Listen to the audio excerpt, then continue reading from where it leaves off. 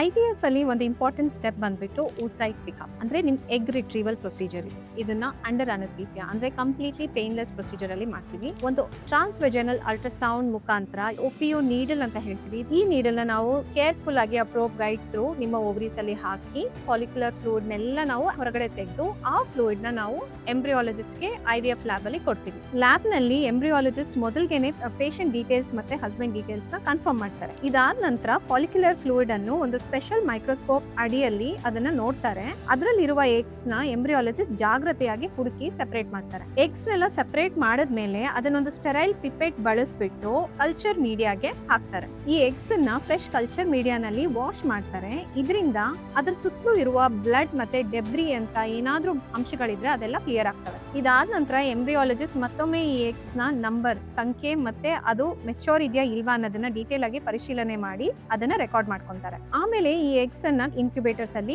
ಇಡ್ತಾರೆ. ಈ ಎಗ್ಸ್ ನ ಸ್ಟೆಬಿಲೈಸ್ ಆದ್ಮೇಲೆ ಟ್ರೀಟ್ಮೆಂಟ್ ಪ್ಲಾನ್ ಪ್ರಕಾರ IVF ಅಥವಾ ICSI ಮೂಲಕ ಫರ್ಟಿಲೈಸೇಷನ್ ಮಾಡೋದಕ್ಕೆ ಉಪಯೋಗಿಸ್ತಾರೆ. ಈ ಎಗ್ ರಿಟ್ರೀವಲ್ ಮತ್ತೆ ಲ್ಯಾಬ್ ಹ್ಯಾಂಡ್ಲಿಂಗ್ ಪ್ರೊಸೀಜರ್ಸ್ ಎಷ್ಟು ನಿಮ್ಗೆ ಉತ್ತಮವಾಗಿರುತ್ತೋ ಆ ರೇಟ್ ಅಲ್ಲೇನೆ ನಿಮ್ಗೆ IVF ರಿಸಲ್ಟ್ಸ್ ಡಿಪೆಂಡ್ ಆಗುತ್ತೆ.